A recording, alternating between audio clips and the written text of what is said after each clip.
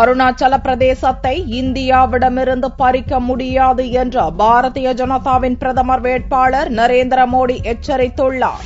வடகிழக்கு மாநிலங்களில் சனிக்கிழமையன்று 3 இடங்களில் நடந்த பிரம்மாண்டமான பொதுக்கூட்டங்களில் பாரதிய ஜனதா பிரதமர் வேட்பாளர் நரேந்திர மோடி பங்கேற்று பேசினார். அருணாச்சல பிரதேச மாநிலம் பாசிகாட்டில் நடந்த கூட்டத்தில் பேசிய மோடி, வடகிழக்கு மாநில மக்கள் எப்போதுமே சீனாவுக்கு எதிரான நிலையில் வலுவாக இருப்பதாகவும், உலகின் எந்த சக்தியாலும் அருணாச்சல பிரதேசத்தை பறித்துக் கொள்ள முடியாது என்றும் ஆவேசமாக கூறினார்.